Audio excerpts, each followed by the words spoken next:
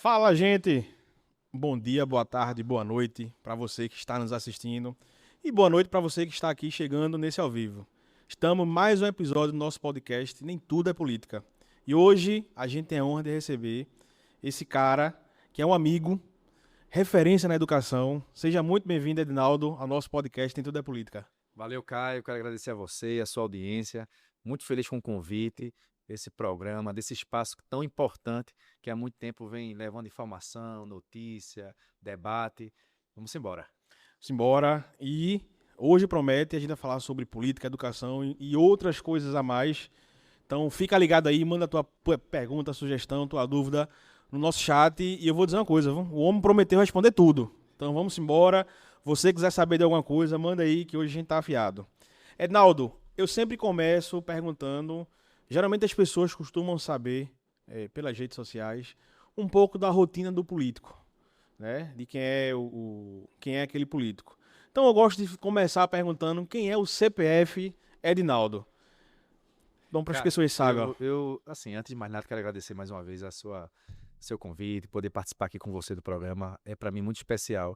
Dizer para você que eu estou entrando na jornada da política recentemente, né? Eu estou participando desse processo aí de entrar na política propriamente dita, né? Hoje eu sou pré-candidato a deputado estadual, mas eu tenho uma história na gestão pública que já vem aí de mais ou menos 17 anos, né? Eu sou servidor hoje da Controladoria Geral do Estado, já tive outras passagens em outros órgãos, sou servidor concursado. Hoje eu estou exercendo a superintendência, né? Sou superintendente de patrimônio da União em Pernambuco, SPU, Superintendência do Patrimônio da União em Pernambuco. Mas já rodei vários órgãos, né? Já fui da saúde, já fui secretário executivo na Saúde do Estado, na Educação do Estado, Educação do Recife, né? Rodei algumas outras secretarias também no Estado. Mas eu diria o CPF Edinaldo é um camaragibense, nasci em Camaragibe, sou natural do Camaragibe, né? Tenho 42 anos, pai do Davi, pai do Dante, esposo de Elisa, né? Filho da professora Maria do Carmo, nado, né? E sou muito feliz em poder hoje servir, né, trabalhar servindo. Então, isso me fez refletir bastante sobre a sociedade, o mundo que queremos, e é por isso que eu também, além de poder estar dando minha contribuição no serviço público, eu quero também dar minha contribuição na política. Perfeito. E aí, eu pesquisando um pouco da sua biografia, você tem um projeto chamado Viva Camaragibe. Então, podia falar um pouco sobre o que é, como surgiu, por que surgiu esse projeto Viva Camaragibe? Na verdade é o seguinte, vários amigos, né, de Camaragibe, né, amigos da escola, amigos da rua, amigos da vida mesmo, né, eu nasci em Camaragibe, cresci lá, sempre estudei nas escolas públicas de lá, né, voltei a morar lá porque eu morei um tempo fora quando a gente casou, cheguei a morar em Brasília, né, e já há algum tempo esse grupo de amigos se reuniu e a gente entendeu que Camaragibe, além de suas potencialidades, seus valores, né, suas riquezas, as pessoas que são pessoas valorosas, batalhadoras, a sua arte, a sua cultura, a gente percebeu que apesar de tudo isso, tanta coisa boa em Camaragibe, né, que é o oitavo maior município em número de habitantes, né, o oitavo mais populoso do estado, a gente percebeu que Camaragibe passava muito na imprensa, no noticiário, com notícias negativas. E a gente, com aquele senso de pertencimento, aquele orgulho de ser camaragibense, a gente começou a se movimentar e também entendendo que os movimentos em Camaragibe precisavam de renovação, a gente montou o movimento Viva Camaragibe para fortalecer, primeiro, a gente poder fortalecer o sentimento de orgulho da cidade, né, reativar valores, né, viver a cidade em sua plenitude, defender bandeiras, né, que fortaleçam esses projetos, essas pessoas e principalmente, né, dar as mãos em prol de Camaragibe, fazer com que Camaragibe nós façamos a nossa parte enquanto movimento social, enquanto moradores da cidade, enquanto filhos da cidade, para que Camaragibe seja um lugar melhor, melhor de se viver, melhor de se trabalhar. Então esse movimento a gente lançou ele no início de 2023 e rapidamente ligou muita força porque os voluntários abraçaram o projeto. Depois, quando a gente inaugurou um espaço, uma sede, aí mais pessoas chegaram e a gente percebeu que, além do nosso sentimento de querer ajudar a Camaragibe, a gente percebeu que a cidade tinha essa necessidade, porque foi muito abraçada e, de repente, a gente percebeu que muita gente foi chegando em várias frentes que a gente nem tinha pensado, inclusive, algumas frentes a gente tinha pensado, e ganhou uma proporção que, inclusive, fez com que a gente ultrapassasse os limites da cidade. Então, muita gente, por exemplo, fora de Camaragibe, daqui de Recife, por exemplo, e de outras localidades, falam do movimento Viva Camaragibe. Eu vou dizer para você, inclusive, que em um município, né, eu já vi outras inspirações. Em um município foi lançado o Viva Município X. E aí eu depois encontrei com o secretário, que ele é meu amigo, né? Por acaso, depois de um tempo, eu disse, o Viva você se inspirou no Viva Camaragibe. Ele fez, exatamente. E a gente achou massa, porque, poxa, o movimento em Camaragibe, né, que foi justamente para valorizar Camaragibe, estava inspirando movimentos fora de Camaragibe. Então aí a gente percebeu que o, o movimento foi muito assertivo. E outra coisa também, a gente percebeu que outras pessoas também começaram a fazer outros movimentos também para poder fortalecer esse sentimento de camaragismo. Então a gente tem muito carinho com o movimento, com o projeto, e eu geralmente eu falo o seguinte, eu sou mais um voluntário do movimento, né? Eu pensei com alguns amigos, a gente fundou a ideia, mas o movimento ele tem conseguido andar e ajudar as pessoas na cidade e poder fortalecer uma fala também de defesa da cidade. Perfeito. E a política é justamente isso, né, Edinaldo? É transformadora. Tem que transformar a vida das pessoas, né? Se a política não transforma, né, e principalmente comunidade que é tão carente, tão necessitado, às vezes a gente tá ali na ponta, um político de mandato, às vezes ele não tem a noção da real necessidade que aquelas pessoas precisam. E um projeto como esse eu acho muito importante, porque ele tá ali na ponta, né? Às vezes é um problema tão pequeno para um mundo político gigante para resolver, que às vezes a gente acha que não vai interferir na vida das pessoas, mas aquela pessoa, aquela família foi impactada, né? Isso. Então é importante que as pessoas, a dimensão que esses projetos vão se tornando, né? E foi um movimento de muito de base, né? Por exemplo, em algum momento a gente fez uma discussão de um debate político, um debate público, um debate na ponta, e a gente percebeu que você falou a palavra-chave, né? As questões reais, os problemas reais da cidade, né? Eu particularmente eu cresci na periferia da periferia. Eu uso muito esse termo, né? É a periferia da periferia, porque Camaragibe, por ser um município da região metropolitana e já está no subúrbio, né, digamos assim, né, da capital, já tem um certo distanciamento com a área central. E aí, por exemplo, meu bairro que eu cresci se chama Celeiro das Alegrias Futuras, né? E para você ter uma ideia, em Camaragibe a minoria conhece esse bairro, pouca gente conhece o bairro, né? Lógico, Céu Azul é muito conhecido, que é o bairro de divisa lá, onde eu também eu convivi, cresci lá no Céu Azul, mas eu falo, Celeiro das Alegrias Futuras, por si só, já é um bairro que é invisibilizado, e eu cresci nesse bairro, que tem uma série de ausências e de falta de atuação do serviço público, do poder público, como falta de saneamento, falta de creches e de escolas, né, que atendam a população, falta de serviços suficientes para poder dar conta das demandas, né, entre uma série de coisas. Água. Então, assim, por exemplo, eu cresci num lugar que não tem saneamento básico até hoje. Eu cresci carregando água, subindo a ladeira carregando água, andando distância para poder pegar um ônibus, e todos os problemas reais do dia a dia de quem mora na periferia.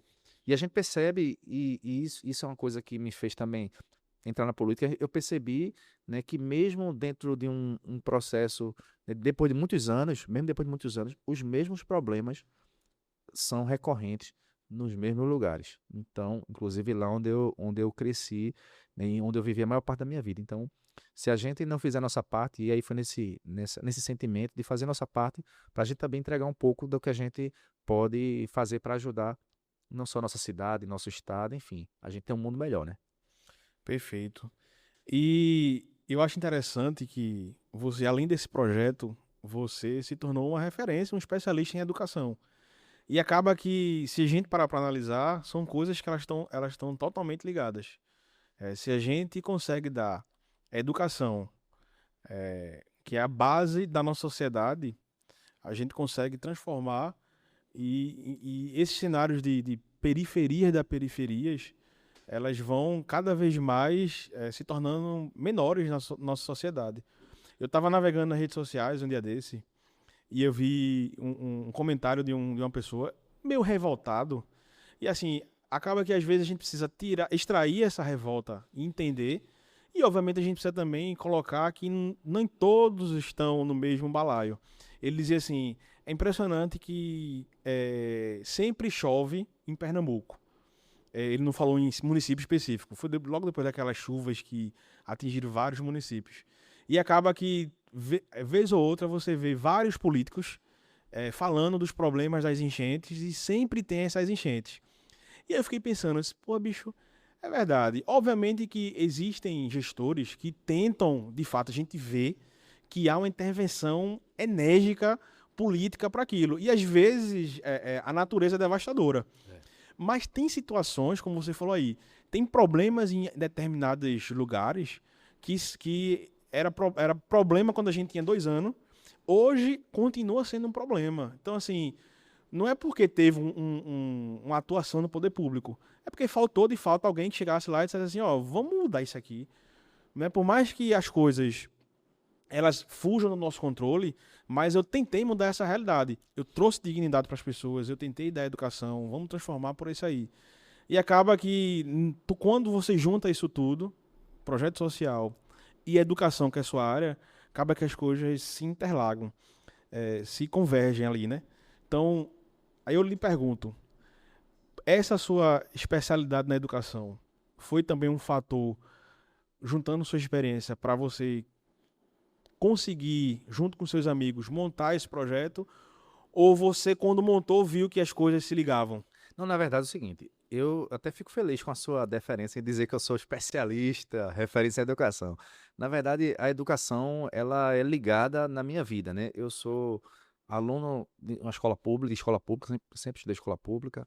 Minha mãe é professora, aposentada, ensinou na rede pública e quis o destino, eu sou servidor da Controladoria do Estado, mas quis o destino que eu passasse 10 anos trabalhando na educação pública. 6 como secretário executivo na Educação do Estado e 4 na Educação do Recife, na primeira gestão, né, do prefeito, do ex-prefeito, né, e se Deus quiser, futuro governador João Campos. Foi na gestão dele, inclusive, que a gente teve essa grande experiência de poder duplicar e, na verdade, não peguei a triplicação, né? Eu peguei uma parte da triplicação nos 4 primeiros anos, mas um trabalho belíssimo do ex-prefeito João Campos na educação do Recife. Mas a educação, ela está totalmente ligada. E depois eu entrei fiz um mestrado em educação, então acabou que minha vida é muito ligada à educação, seja do ponto de vista da minha história, enquanto ex-aluno de rede pública, né, e filho da professora, seja enquanto gestor público e agora acadêmica também. Mas o que ocorre, na verdade? A gente tem aí um conjunto de fatores muito importantes. Primeiro que a falta de educação, né, ela atrapalha do ponto de vista do desenvolvimento e da ascensão social das pessoas. Então, são estudos que comprovam que com maior índice de educação, as pessoas vão ter mais informação, mais oportunidade, né? O controle social funciona melhor, porque uma população mais bem informada, né, com uma boa formação, ela pode cobrar melhor, consegue cobrar melhor e acompanhar melhor os governantes, então isso também é um fator importante. Mas principalmente, né, é uma política pública que ela, de fato, ela é capaz de transformar. Paulo Freire dizia, né, que se a educação não transformar o mundo, sem ela, muito menos o mundo será transformado. Então, ela é fundamental. Ela é fundamental para transformar a sociedade.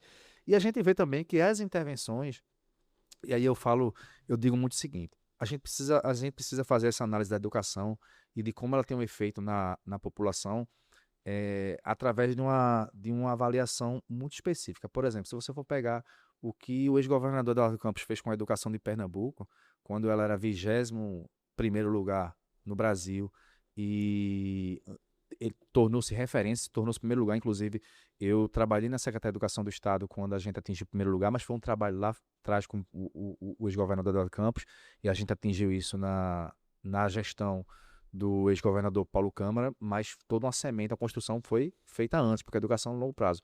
E agora também no Recife, quando o ex-prefeito João Campos se comprometeu em fazer isso com a educação, triplicar vagas de creche, o embarque digital que tem dado oportunidade para jovens, né, da rede pública, para além de se formar, né, na área de informática, de tecnologia da informação, eles estão conseguindo entrar no mercado de trabalho. Então, tudo isso aí é uma mudança, uma transformação através da educação. Então, essa avaliação é muito importante, porque o que foi aconteceu no Brasil? No Brasil, historicamente, a educação ela não foi tratada como deveria ser.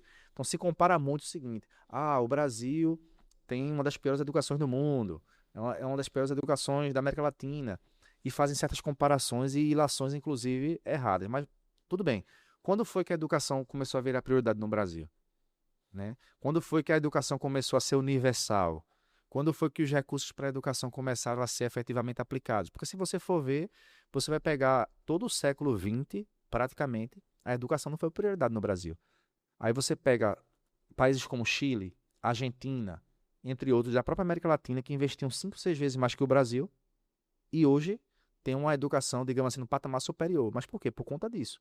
E o Brasil, agora que eu digo na história recente, aí de Uhum. 20 anos para cá, é que vem dando esses passos de forma mais robusta em relação à educação, ao financiamento da educação básica, principalmente.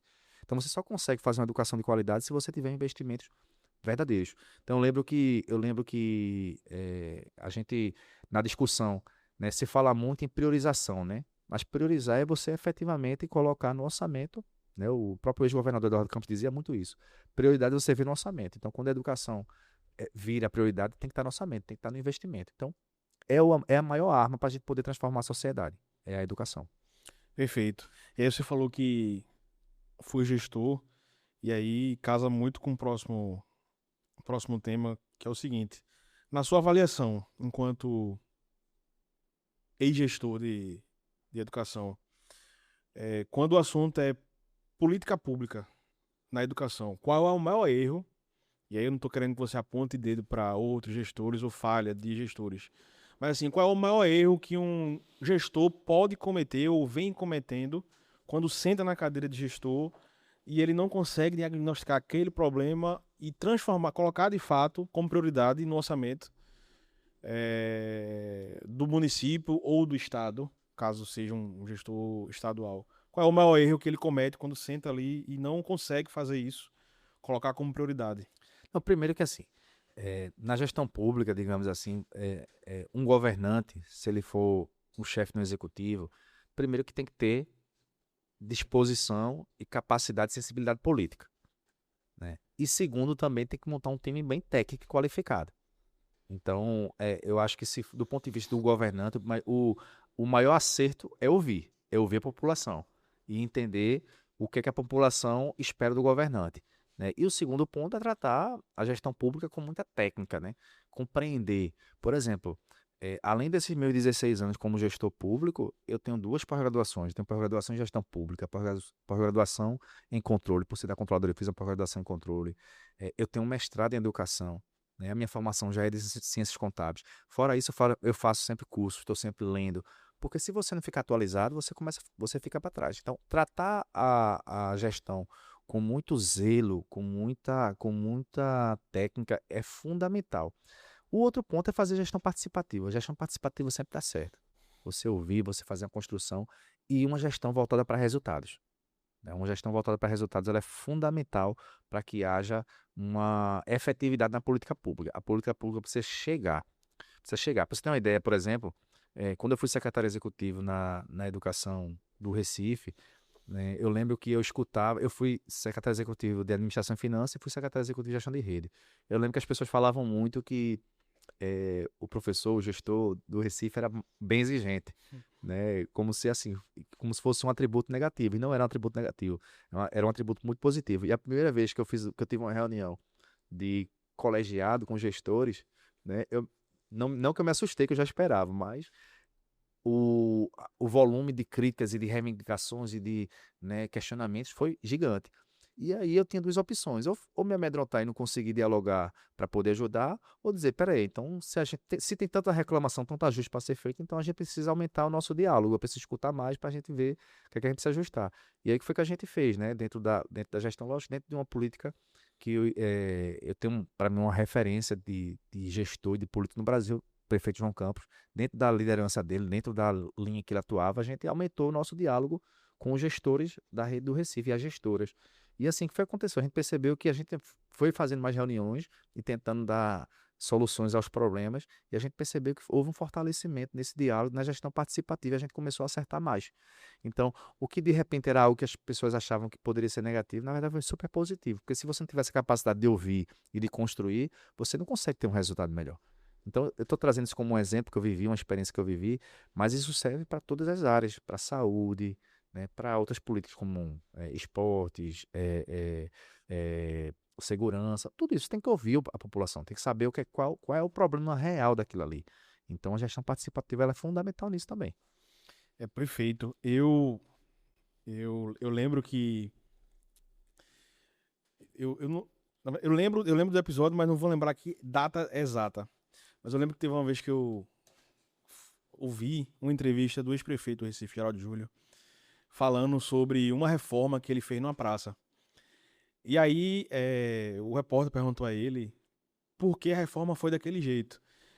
Porque ela meio que foi um pouco fora do padrão das reformas das praças em Recife. Aí ele disse, olha, foi desse jeito porque a população quis desse jeito. Né? Tinha-se uma cultura de que as praças ela tinha que ter uma pista de bicicleta, uma pista de skate, ou uma pista de skate ou uma quadra. Mas as pessoas aqui não andam de skate, não andam de bicicleta, né? E usam uma quadra. Então, assim, não fazia sentido fazer uma pista de skate e uma de bicicleta aqui dentro, porque quem vai usar são as pessoas daqui de dentro da comunidade. Então, eu achei isso interessante, que pô, o gestor ele precisa ouvir, além da sua equipe, além das pessoas que estão sendo comandadas Acho que por aquele ele. campo do 11, não foi em Santa Maria do 11, O campo. Teve a história que Agora João 15. contou do campo do 11. Campo do 11 Do Santa 11, né? Amaro, Santa que, Amaro, que tem o Gramadão, né? o Gramadão. Que justamente é Foi retalho. quando o arquiteto fez o projeto, ele botou Isso. certinho Isso. e a própria turma lá disse: Epa, não, gente, a gente aqui joga. Então, assim, ter essa sensibilidade, né, de ouvir não É somente quem é, nem somente seu grupo liderado, as pessoas que estão com você Sim, sim. fazendo, mas também ouvir as pessoas, né? Eu lembro que teve um convidado aqui que é ex-prefeito de Guaraci, Albérico.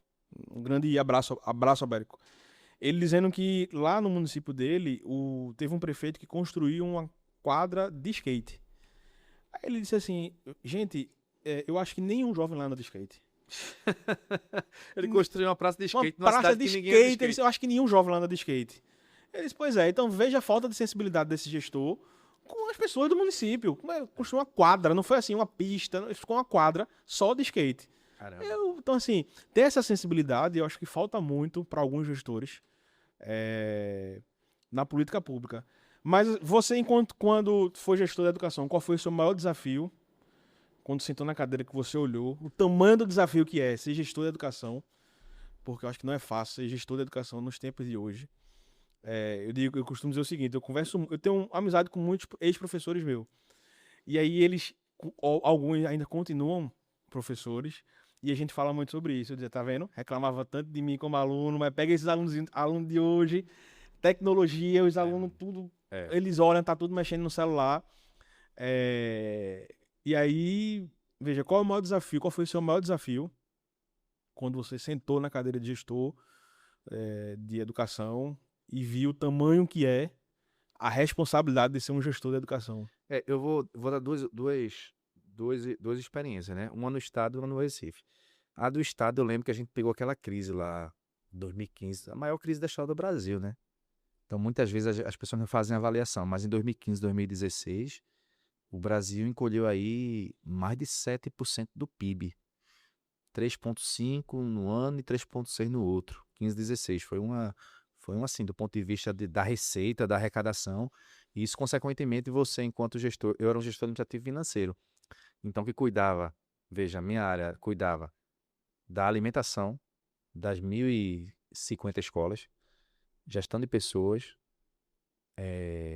contratação, pagamento, convênios, contabilidade, logística. Ou seja, a sua área era aquela que o secretário de planejamento dizia assim, ó, tem que cortar gasto.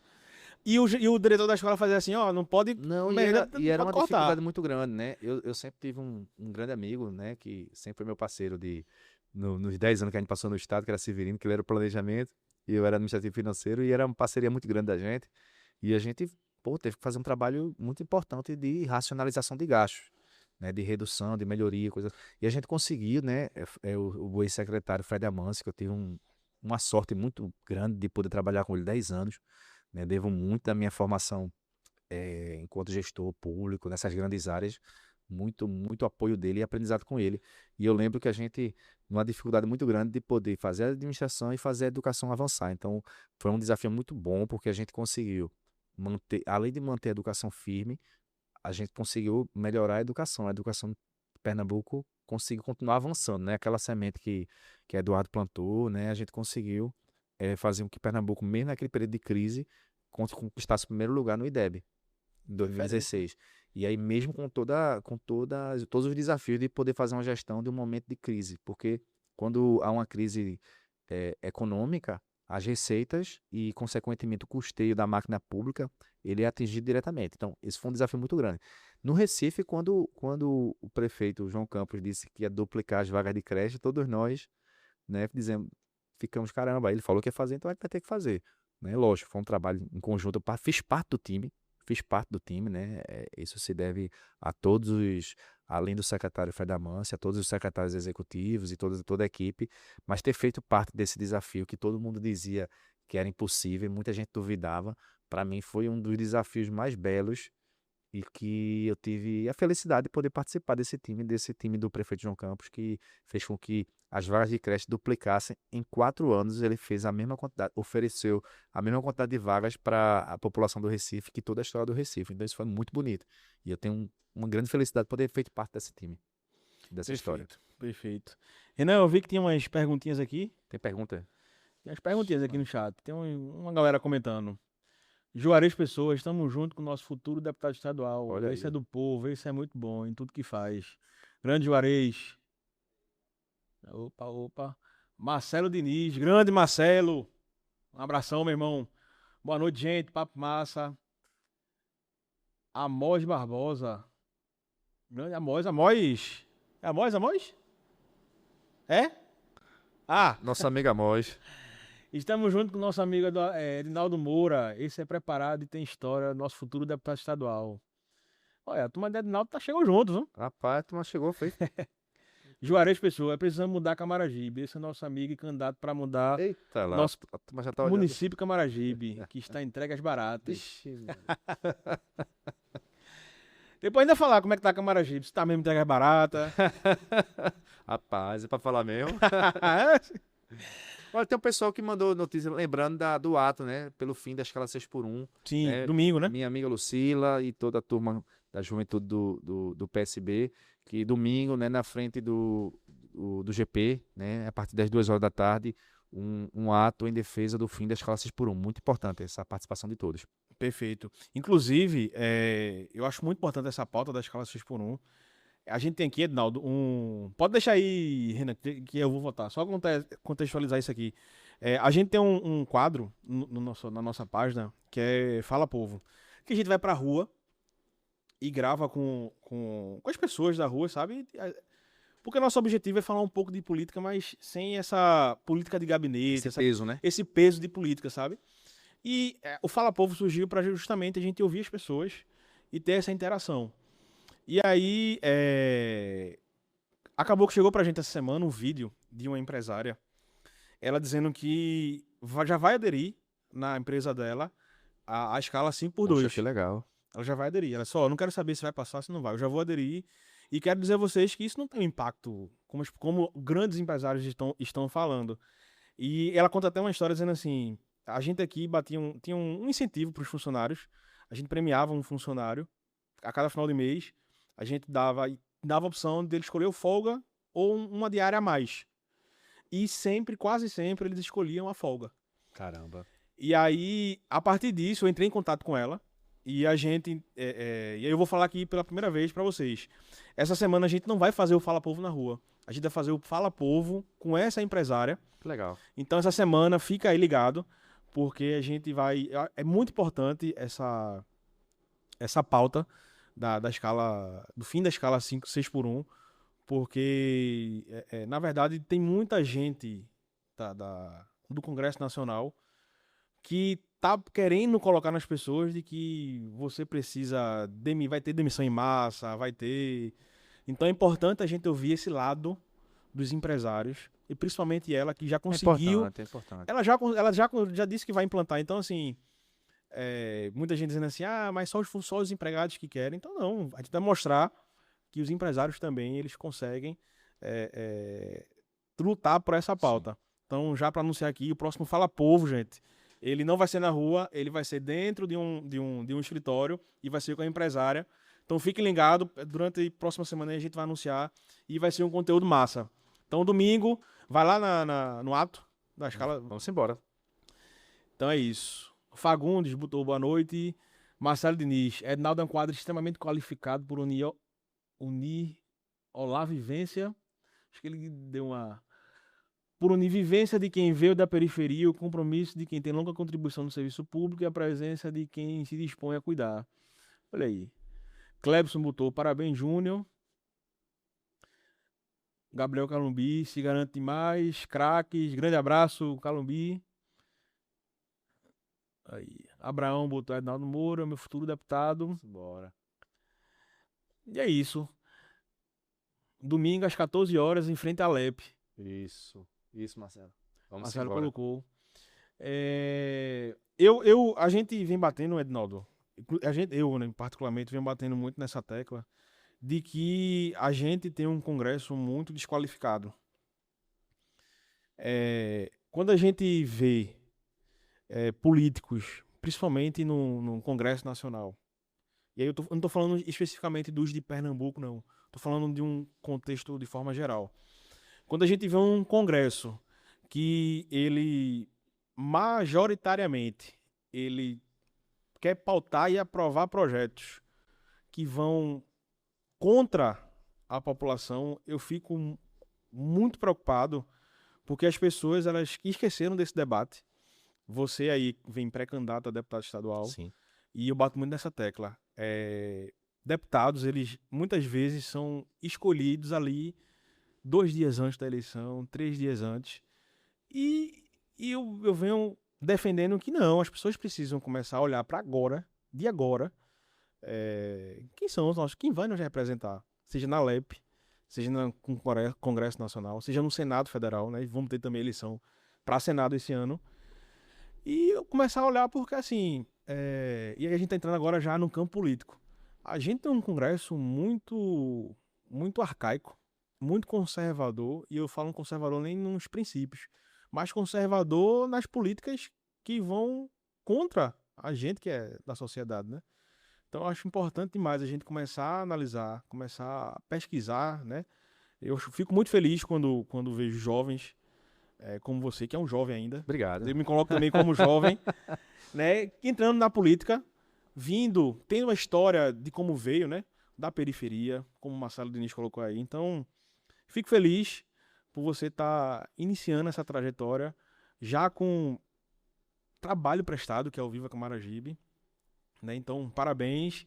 E não desista não, meu amigo. Vá-se embora, porque a gente precisa de políticos assim, compromissados com a população, que entendam a carência das pessoas, que entendam como a dor do povo ela bate, porque você não somente vivenciou ali, né, o sofrimento das pessoas ao seu redor, mas você conviveu com essas pessoas, você sabe exatamente onde precisa ter essa melhoria. E é sensível também com a pauta, né? Pelo que você falou, você também está sensível com a votação do fim da escala 6x1. Total. Eu acho que tem uma questão que atrapalha muito a entrada de novas pessoas na política, né? Há um descrédito da política, há também interesses de uma pequena minoria aí, né? Ou talvez até maioria de muita gente da política não quer que as pessoas se interessem pela política, né? E eu particularmente eu vejo isso com muita responsabilidade, né? A gente poder retribuir para a sociedade um pouco também do que a gente obteve. Você veja, eu sempre estudei em escola pública. Hoje eu sou servidor público. Eu me formei numa universidade pública federal, né? Então, entendo a importância das políticas públicas, principalmente para as pessoas que mais precisam, que não têm oportunidade, porque é muito duro você viver sem oportunidade no, na periferia, sem políticas públicas, sem condições de poder conseguir um emprego, conseguir uma qualificação. E vivendo tudo isso, e hoje tendo a experiência que eu tenho na gestão pública, tendo trabalhado com, para mim são duas grandes inspirações, por coincidência, é o pai e o filho. Eduardo Campos, quando eu entrei no Serviço Público Estadual, eu vi como ele fazia com que a máquina rodava com muita eficiência, com gestão por resultados, com profissionalismo, né, com um modelo de gestão que fazia entregar para a população em especial as que mais precisam. Você vê agora João Campos, na sua gestão na Prefeitura do Recife, mais de 70% do orçamento foi voltado para as periferias, né? A política de educação, a quantidade de PSFs, né, de unidade de saúde da família que foram construídas e reformadas, um grande hospital, várias pontes, né, obras nas barreiras, uma série de intervenções. Então, veja, a gente tem que ter alguma referência. Eu enxergo que essa é uma referência importante. E isso me inspirou também a entrar na política, assim como também minha história, né, de ser filho de uma professora, de um garçom, de ter sempre vivido nos locais mais distantes do poder público e conviver com muita exclusão e violência. Essa a minha infância e minha adolescência eu vi muito isso. Infelizmente alguns amigos ficaram no meio do caminho, né? Alguns colegas sucumbiram à violência, né? À falta de olhar do poder público e outros estão sobrevivendo aí com muita dificuldade e alguns outros também estão lutando para que a gente possa fazer esse trabalho de forma coletiva, para que a gente possa renovar a política e poder ter uma representação real. Particularmente, eu acho que precisa sim de mais representações, acho que tanto a Assembleia Legislativa como o Congresso Nacional precisa refletir a população, porque se você for olhar, né, os que foram eleitos não refletem a população que está aí. Se você for olhar, né, quantos deputados federais são da periferia, quantos deputados estaduais são da periferia, né, porque a maior parte das pessoas vivem nas comunidades e nas periferias. Mas quantos jovens ou pessoas que foram da periferia estão foram colocados no Congresso Nacional ou na Alep? É a minoria, então não bate, né? Não bate. Então isso é algo que a gente precisa refletir. Mas aí é um processo contínuo que a gente precisa lutar. Eu particularmente entendo que eu tenho uma certa responsabilidade, eu tenho uma responsabilidade, né, com o lugar que eu vim, com o mundo que eu quero, né, não só para agora, como para o futuro, e me coloquei. Não é fácil você ter na origem que você tem, né, de onde você veio, e entrar na política numa arena que é muito difícil, né, em que a disputa ela é muito dura, principalmente para quem não tem uma retaguarda ou quem não tem uma história, né, na política, então tudo é mais difícil, tudo é muito. Mas eu particularmente estou muito animado, eu estou muito feliz e eu estou tendo os sinais muito positivos, seja da população, seja das pessoas, dos amigos e das pessoas que me acompanham há muito tempo, conhecem minha história e sabem que eu posso ajudar a colaborar com um estado melhor, né? Porque aí não é só Camaragibe, não é só Recife, a gente, né, enquanto pré-candidato a deputado estadual, a gente acredita que o estado pode ser melhor. Perfeito. É, Você acha que hoje, eu vou falar no cenário mais geral, nacional, mas se você quiser puxar mais para Pernambuco, fica à vontade. Você acha que no Brasil é, existem políticas públicas mais voltadas para o jovem estar dentro da sala de aula? Porque o que eu vejo é o seguinte, eu vejo que o jovem está cada vez mais entrando no mundo do crime, entrando no mundo da marginalidade, e as escolas cada vez mais sucateadas, cada vez mais abandonadas por esses jovens. É uma cultura ou é falta de incentivo de políticas públicas para que o jovem ele se interessem na educação e, consequentemente, ele entre mais a se interessar na política? Veja, se eu for comparar a escola que eu estudei, eu tô com 42, há 30 e pouco, 30 anos, há 25, 30 anos, vamos botar, há 25 anos, mais ou menos aí, a escola que eu estudei há 25, 30 anos era uma. Hoje a escola é outra, tá? Desde que o presidente Lula assumiu, né, a presidência da República, houve uma série de políticas públicas para a educação básica, né, e para a educação superior também, que mudaram o patamar da educação. Isso estou falando no âmbito federal. Quando Eduardo assumiu, como eu falei aqui, o governo do estado em 2007, houve uma série de políticas públicas como escola de referências, construção de escolas técnicas, né? Por exemplo, minha cidade, Camaragibe, hoje tem uma escola técnica, né? Eduardo Campos, o ex-governador, ele inaugurou lá. Foram mais de 40 escolas técnicas, né? Eu acho que já chegou a 50 o número, mas na época que eu trabalhava na educação do estado, já tinha mais de 40 escolas técnicas no estado todo. Então Isso foram na gestão do Eduardo na gestão do Ardo e Paulo e Paulo Câmara, Câmara. as duas gestões do PSB, né? Dos últimos 4 anos não foi construída nenhuma escola técnica, pelo menos que eu tenho conhecimento nenhuma. Então veja, como é que você prioriza a educação? Você tem que atrair o jovem para a escola. Você tem que atrair. Então, tornar a escola atrativa para o jovem é fundamental. O ensino integral é importante também nesse sentido. Ele é muito importante. A gente vê que hoje a gente tem uma epidemia também aí, né, na juventude que precisa, né, e a gente vê também com problemas de saúde mental, desde a pandemia, inclusive, também a gente vê também esse crescimento aí de problemas de saúde mental. Mas é muito importante que a escola ela continue sendo esse lugar atrativo. Para você poder atrair o jovem, você tem que ter uma estrutura de qualidade. Você tem que ter professores motivados. A valorização do professor é fundamental, né? Você precisa ter uma estrutura que você tenha a alimentação. Hoje, por exemplo, o programa Pé de Meia do governo federal, ele é um incentivo importante para que o jovem continue na escola, que diminua a evasão escolar.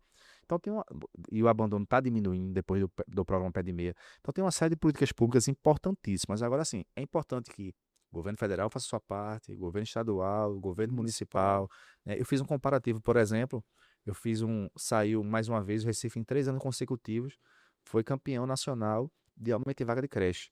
Aí eu fui ver o da minha cidade, Camaragibe. Em um ano, né, enquanto que Recife aumentou, foi o primeiro lugar, né? Lógico, não dá para comparar Recife e Sim, Camaragibe, sim, mas proporcionalmente você pode comparar. sim. Você pode comparar proporcionalmente, né? E assim, 15 vagas em um ano. Então, enquanto que Recife está triplicando, está duplicando, triplicando. Então, o que está sendo feito nos municípios também? Então, é muito importante e a população muitas vezes não consegue acompanhar isso. E a gente, enquanto político, pré-candidato, pessoas que fazem um debate público, precisamos trazer isso para público, para as pessoas entenderem, né? Para as pessoas entenderem a importância desse debate. Então, eu acho que é a nossa parte nesse sentido. Então, é fundamental que haja esse debate público em prol da educação. Perfeito. E aí, nosso amigo comentou ali que Camaragibe. Veja, eu particularmente eu não gosto muito desse termo, quando as pessoas falam assim, ah, isso aqui tá entregas baratas.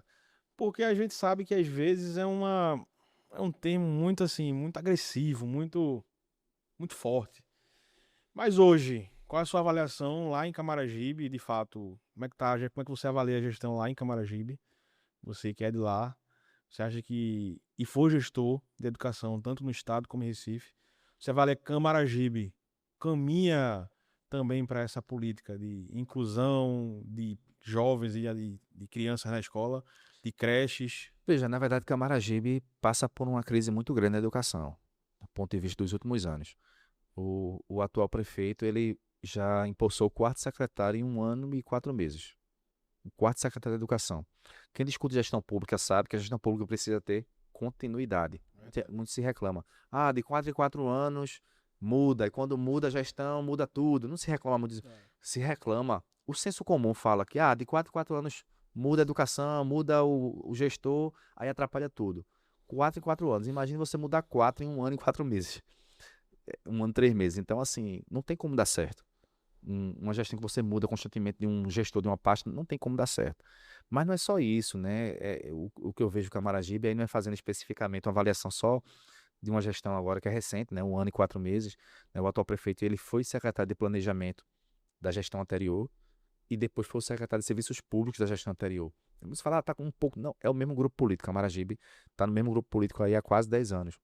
Então, não dá para dizer que o problema é só agora, né? O problema da educação de Camaragibe, o problema da saúde de Camaragibe, os problemas estruturais, ele já vem de algum tempo e a gente percebe que muda o rosto, mas não muda a política, a prioridade, o zelo e o cuidado com a gestão, né? Eu fiz uma crítica, por exemplo, nas enchentes, né?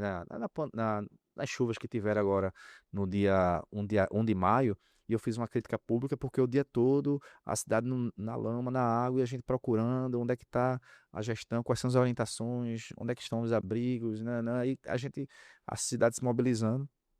E depois a gente percebeu que o prefeito chegou num dia, tardezinha, foi embora, passou o sábado todo, depois voltou no domingo e a gente fez essa crítica pública. Eu fiz essa crítica pública, né? E a maioria concordou comigo, um outro defensor disse que não, o prefeito pode passear, pode descansar, pode comer. Eu disse, pô, mas numa situação de chuva, Um será que momento crítico desse, um meu momento amigo. crítico desse, eu até, por coincidência, Caio, antes dessa minha crítica, eu tinha gravado um programa com Pedro Campos, e eu estava justamente falando, antes de acontecer isso, que foi em 1 de maio, antes de acontecer isso, em abril, eu gravei um programa com Pedro Campos, eu dizendo que uma das minhas grandes lembranças de Eduardo foi que, naquelas chuvas de 2010, eu lembro, eu tinha recém assumido o concurso público, eu era servidor federal, tinha vindo para cá, eu tinha assumido, teve as enchentes e eu falei, poxa, ficou muito marcante para mim quando o Eduardo disse assim, olha, quem estiver pensando aqui, era o dia do jogo de Copa do Brasil, e eu já tava doido para assistir o jogo da Copa,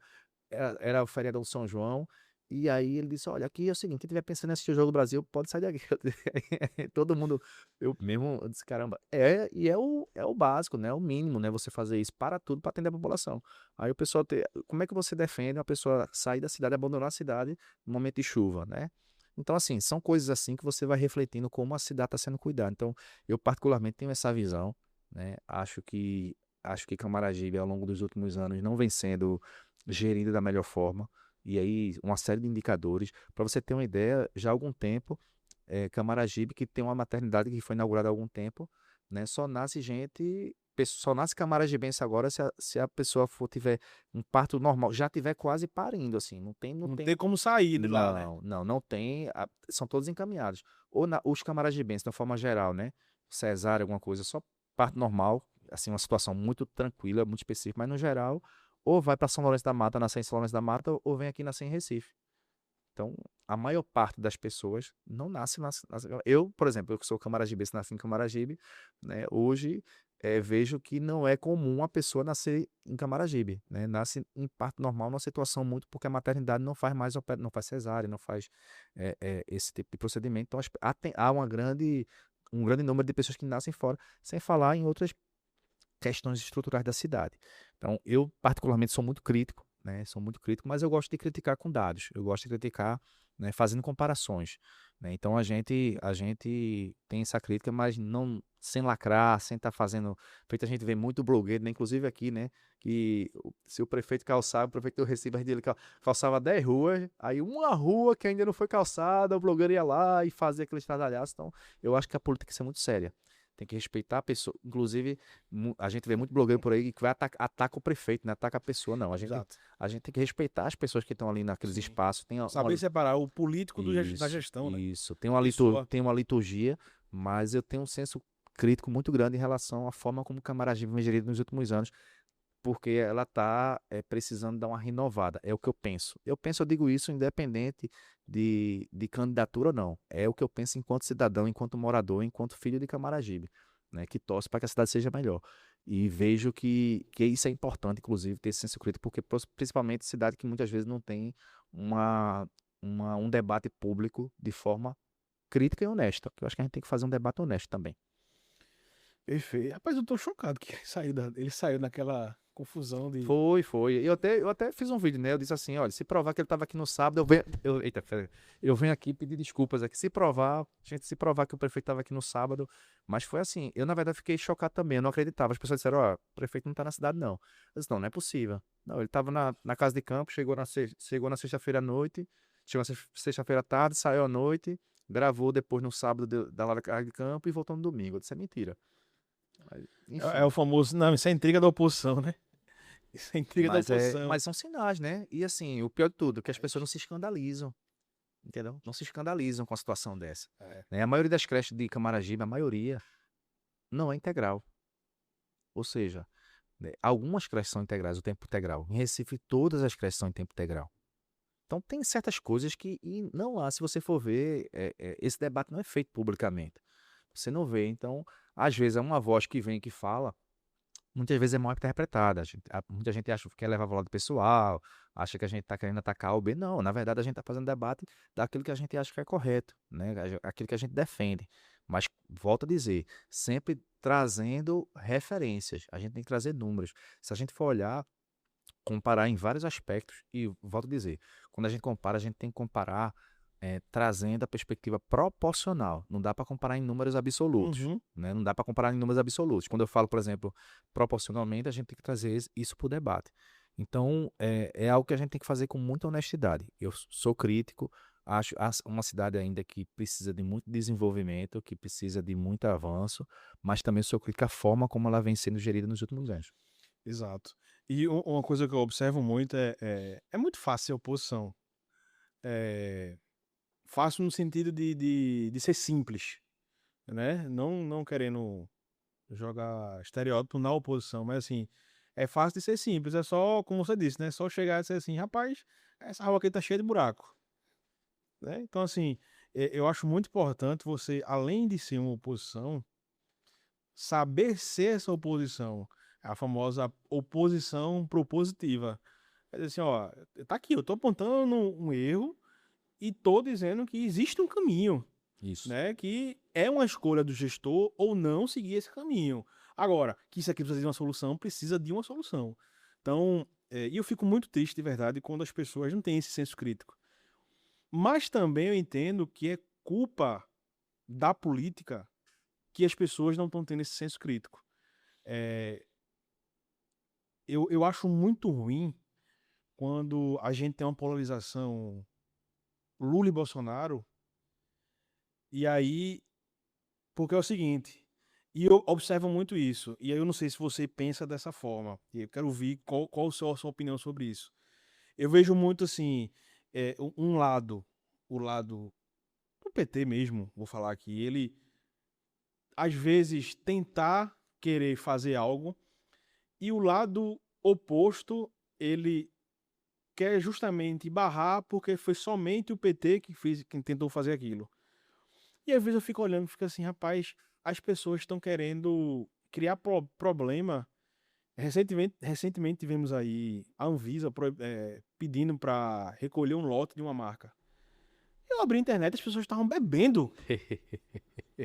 É muita loucura, né? Eu digo, gente, em que mundo a gente tá É parando muita loucura. de que pegar a Anvisa, um órgão extremamente sério, que não é político, dizendo assim, ó, identificamos aqui um grave risco à nossa saúde. Inclusive, a empresa reconheceu esse risco. E aí a turma pegou e disse assim, não, isso aí é política da esquerda que quer falir presa e vamos tomar o detergente. Aí, então, assim, eu vejo que isso aí vai afastando cada vez mais as pessoas da política e as pessoas vão perdendo esse senso crítico. E acaba que joga todos os políticos num joio só e perde essa sensibilidade de, porra, eu preciso fiscalizar mais, eu preciso cobrar mais, eu preciso estar mais perto, eu preciso ouvir mais, eu preciso pesquisar mais. Como é que você vê essa avaliação? Você acha, na minha visão, isso é culpa de uma polarização. Mas você acha que, olhando do lado político da coisa, você acha que as pessoas estão se afastando porque os políticos eles estão aceitando essa polarização de ter, enquanto a Anvisa diz que precisa recolher o lote, tem uma galera de políticos dizendo assim, não, vamos beber o detergente porque isso é da esquerda. Eu, Porque eu vejo assim, hum, o PT, a esquerda, na verdade, não é nem o PT, a esquerda, ela vê que a direita tá fazendo isso e ela meio que aceita, ela meio que, sabe, não tenta rebater, não tenta abrir os olhos das pessoas para dizer assim, gente, isso aqui não tem nada a ver com a esquerda. Isso aqui não é política de esquerda. A Anvisa não é uma política de esquerda, né? Então como é que você pensa não, esse... veja, infelizmente tem muito político que se aproveita disso, né? Do escândalo, Exato. Infelizmente é o que eu disse pra você. Por exemplo, você vai fazer uma crítica. Se você faz uma crítica, e aí rede social tem um pouco disso também, né? Quanto mais a coisa é absurda, roda, gira muito na rede social, o algoritmo, né? Essa questão do algoritmo, né? Se você faz um vídeo, por exemplo, eu tento ser, como eu falei pra você, eu tento ser muito sereno e honesto quando eu faço uma crítica pública à gestão, né? Mas veja, se eu fizer, depende dessa mesma crítica, se eu fizer de uma forma mais escandalosa, com certeza o meu vídeo ou o conteúdo ele vai ter um alcance muito maior, infelizmente. Porque tem isso também, né? Então tem muita gente que se aproveita disso, que às vezes para querer repercutir, chegar mais longe, se utiliza desse escândalo. Porque muitos desses fazem isso de propósito, tá? Teve um governador que comeu uma banana com casca, você não lembra, não? Um governador, um governador que parece que ele vai ser candidato a presidente, aí é pré-candidato. Qualidade. É inacreditável. Ele comeu uma banana com casca pra... Então, assim, infelizmente, isso é um absurdo que a gente vê isso. É absurdo. E a gente vê isso que eles se utilizam desse sistemática. Agora, veja, afastar o povo da política, isso é um programa, isso é um projeto, né?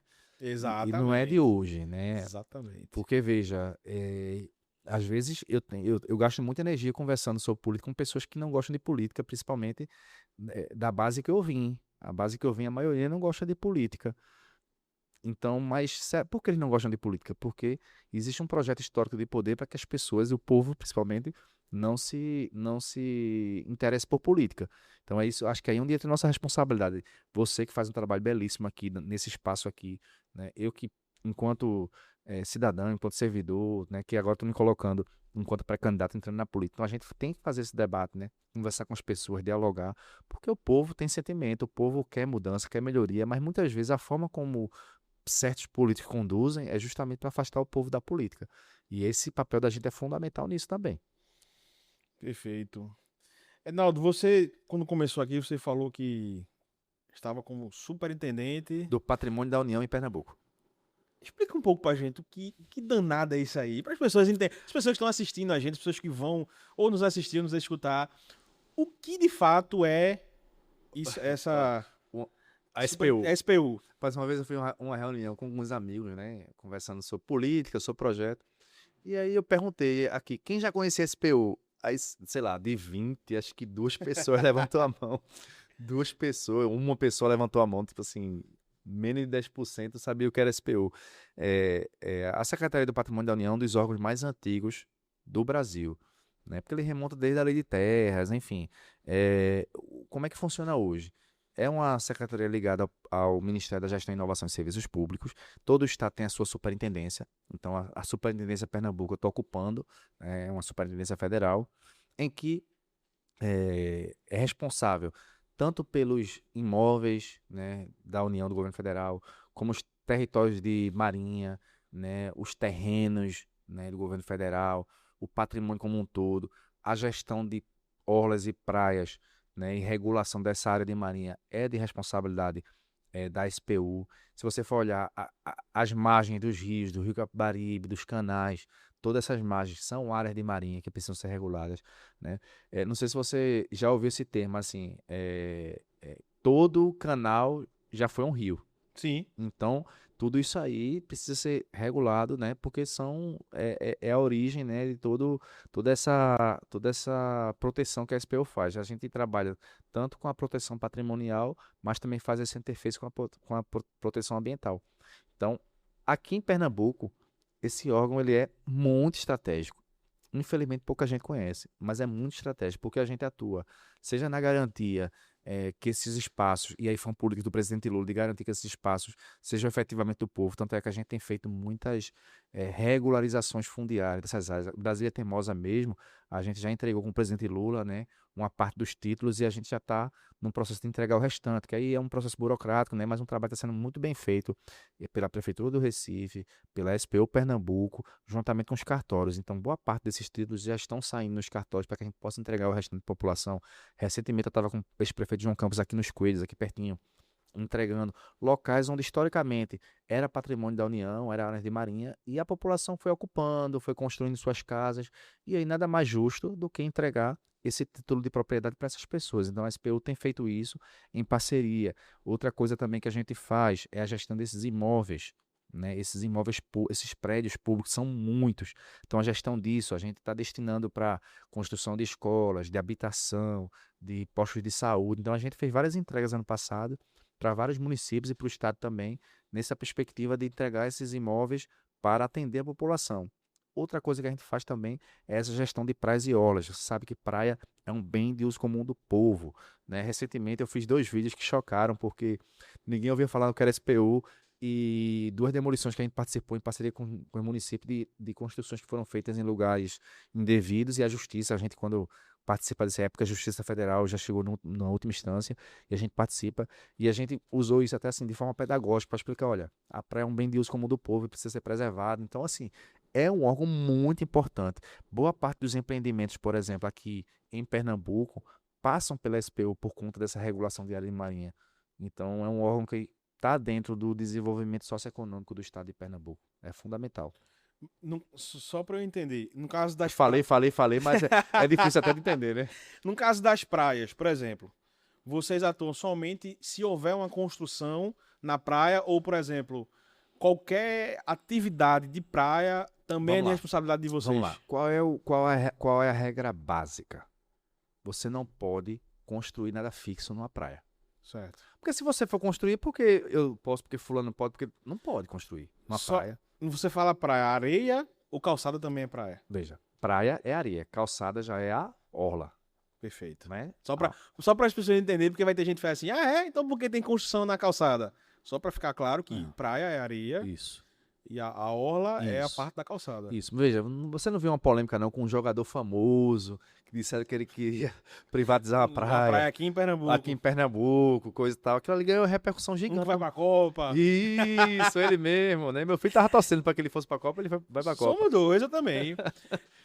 Eu fiquei muito feliz, eu fiz até um vídeo, eu fiquei muito feliz, porque a gente tem agora um representante que jogou no hexacampeão pernambucano, que é Douglas Santos. E agora o Douglas Santos Do céu. Tanta. Eu sabia que eu ia achar alguma. Ó, o outro já levantou a mão ali. Não, meu vice. É meu vice. Vamos embora. Verdade, fazer o quê, né? Veja, eu fiquei feliz de verdade, porque ele foi convocado. E aí eu conversando com um amigo meu, eu disse, veja só, enquanto ele, a pessoa, eu discordo de tudo que ele faz e que E ele o prega. jogador, tá jogando isso tudo mesmo? Agora, o jogador, pra mim, é nosso maior jogador.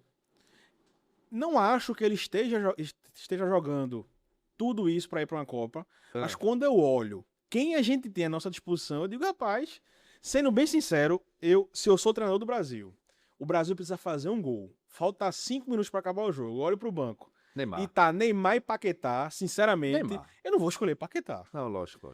Então, assim... Não, se for pra isso aí, eu acho que tá bom. Não, Para os 10 minutos finais. acho que Exato, tá bom. assim, eu acho que a gente tem... Ele é o único capaz que pode, não tô dizendo que vai, pode tentar reverter alguma situação que a gente precisa ali nos últimos Eu tô minutos. torcendo por ele, viu? Tô torcendo Exato. por ele. Eu não tava, particularmente, eu não entrei nesse coro aí de vai, não vai. Eu tava assim, sabe, vamos confiar no treinador aí, que o treinador, ele tem mais elementos. Se ele tá levando, eu vou torcer pra que Neymar faça gol, que o Brasil seja hexa, que a gente consiga trazer essa taça dessa vez. Pois é, inclusive, já apostamos aí nos stories, mas vou reforçar. Dia 3, Renan? Dia 3, já temos data. Dia 3 de junho, vamos fazer aqui o Nem Tudo é Política, edição Copa do Mundo. Vai ser uma edição, a gente tá fechando aí, vamos fechar aí a mesa. Então vamos falar somente de Copa do Mundo. E aí a gente vai falar da convocação, se todos mereciam ser convocados, se o Brasil tem chance de ser campeão. Joga bola, Caio?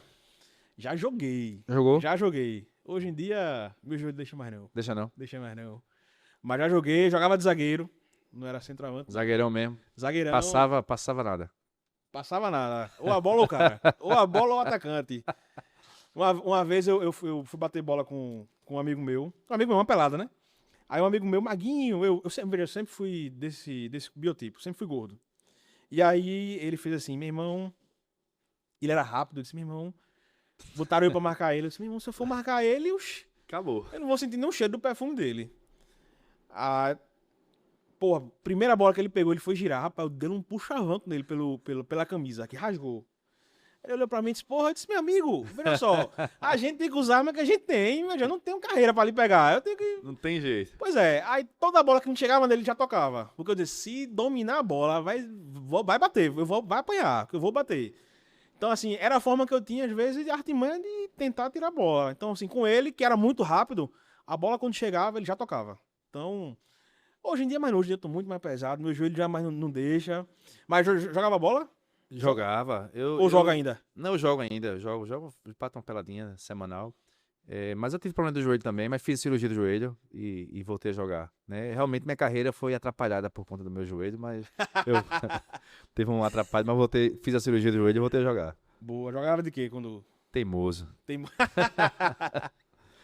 Sim, mas vamos voltar à praia. Sim, aí você vem falando que Sim. como é que funcionava Foi, essa a gente acabou fiscalização. saindo. Pois A gente tava na Copa já. já Tava tá na Copa. Rapaz, só pra fechar a Copa, eu acho que o Brasil tem tudo pra ganhar, porque quando ninguém acredita, o Brasil traz. 94 foi assim. Tá com esperança de ser campeão. Eu tô. Eu tô com esperança zero, não vou mentir. Acho que o Brasil traz. Vou torcer como sempre. Praia. Veja, é muito importante. Eu acho que tem a questão do patrimônio, nosso patrimônio natural, a praia. A praia é um grande patrimônio do Brasil. Então, essa importância de pautar as praias é fundamental, porque na praia você tem a importância de você preservar o meio ambiente, né? Evitar erosões. Você tem a importância de garantir o sustento daquelas pessoas que trabalham na praia, né? Isso. Que esses espaços sejam espaços adequados, né? Então, assim, isso fomenta o turismo, fomenta o desenvolvimento, mas a gente tem que ter esse equilíbrio da preservação ambiental, da garantia do livre acesso a todos e também garantir que as pessoas que desenvolvam atividade econômica dentro de toda uma estrutura, né, de organização, de ordenamento, possam ter seu sustento, né, por conta do seu trabalho. Então, acho que isso é muito importante. Boa. É, voltando um pouco para a área da política. Você acha que... Como é que você avalia aí essa eleição que a gente vai entrar? Eu acho que ele é time João Campos. Eu acho. Pelo que ele falou aí, eu acho que ele é do time João Campos. 100%. Mas como é que você avalia essa eleição? Veja, sinceramente, eu acho que ela vai ser decidida no primeiro turno. Porque eu não vejo... Porque é o seguinte, eu não vejo um terceiro candidato que as pessoas vão olhar e vão dizer assim, eu não quero nem João nem Raquel. Eu vou votar em candidato X. Então, veja, não estou dizendo que não tenha outros candidatos. Temos outros candidatos, mas assim, com projeção das pessoas olharem e não querem nem João nem Raquel, a polarização. Por esse fator, inclusive Ivan já lançou o pré-candidato, né? Então, por esse fator, eu acho que ela vai ser decidida no primeiro turno. Qual é a avaliação que você faz dessa eleição? Você acha também que vai ser primeiro turno? Você acha que vai ser mais apertado, mais folgado? Como é que você faz esse balanço da eleição aqui em Pernambuco? Veja, eu vou apertado, folgado, primeiro, segundo, eu vou deixar para os analistas. Eu vou falar do que eu vivi trabalhando com o ex-prefeito João Campos. Veja, assim, desde os meus 16 anos eu estudo administração, gestão, acompanho isso, observo bastante. A gente tem um líder que vai ser um dos maiores líderes da história do Brasil. Essa é a minha opinião em relação a João Campos, tá? Essa é a minha opinião, respeito quem pensa diferente. Eu trabalhei com ele 4 anos e percebi que não é só a sensibilidade política, a humanidade de João. Quem conhece ele sabe que ele se sensibiliza com os problemas, que ele se indigna quando as coisas não estão atendendo ou precisa melhorar. E a capacidade técnica de gestão dele, que é fora de série. Ele reúne atributos que eu, particularmente, quando eu comparo aí com figuras públicas, é desproporcional, com todo respeito, às demais figuras públicas. Eu comentei uma vez com o Pedro que eu lembrei disso de verdade. E assim, a gente falando de Copa, né? Teve uma entrevista de Zidane. Perguntaram a Zidane quem era o melhor jogador que ele viu jogar. Você já viu essa entrevista de Zidane? Não. Perguntaram a Zidane isso. E aí ele disse que o melhor cara que ele viu era Ronaldo Fenômeno. Aí disse, não, ele disse, mas não era porque eu via o que as pessoas veem de Ronaldo Fenômeno jogando nos jogos. É porque ele disse que via o que Ronaldo Fenômeno fazia nos treinos também. Então era um conjunto. Então, assim, quem trabalhou com o João Campos na prefeitura do Recife, como eu trabalhei, ele é muito além do que as pessoas veem por aí. Então, muita gente, pô, é isso. Não, ele é muito mais do que isso. Ele é muito mais gestor, é muito mais líder que isso aí. Então, um gestor que ele se preocupa com o que é importante. Não se preocupa com picuinha, com perseguir ninguém, com... Não, você não vai conversar com ele sobre coisas desinteressantes, né, que não são importantes, que não são causas maiores do povo. Então, ele muito me inspira, de verdade. E assim, é algo que a gente precisa colocar de forma muito clara. Você sabe que eu sou servidor público concursado, eu estou entrando na política, eu acredito na política, e eu tenho como inspiração 2 grandes líderes. Eduardo Campos, que quando eu entrei na Controladoria Geral do Estado, eu vi como foi que ele implantou o modelo de gestão, eu disse, poxa, caramba, é isso que eu acredito. E quis o acaso que eu fosse trabalhar com o João. Eu não estava no meu radar. Eu, particularmente, quando fui convidado, eu ainda não tinha certeza assim do meu caminho profissional. E para mim, eu sabia que ele ia ser bom, mas ele me surpreendeu ainda mais. Foi muito melhor do que eu imaginava. E eu tenho certeza que ele vai ser um dos melhores governadores da história de Pernambuco. E creio muito que ele ainda vai ser uma liderança ainda maior, já é uma liderança nacional, mas que vai ajudar muito o Brasil. Isso é o que eu penso, tá? Com todo o respeito a quem pensa diferente. Então, eu penso isso e vou defender isso no momento certo, porque é o que eu vi. Então, a gente defende quem a gente acredita. O João, ele com certeza vai ajudar muito o nosso estado, o nosso país. Tenho certeza disso. Veja, você disse aí que trabalhou com o Eduardo e trabalhou recentemente com o João. Eu poderia perguntar aqui qual foi o melhor que você trabalhou. Não, porque assim, Mas assim, eu tive foram obviamente, experiências diferentes. Por exemplo, obviamente que é quando eu uma. entrei no estado, né, eu entrei em 2010. Então, assim, é, foram experiências diferentes, Não, é assim, obviamente que não né? existe essa. Não, foram Obviamente, é uma forma de brincadeira. Mas o que eu queria perguntar mesmo é o seguinte: você trabalhou com os dois.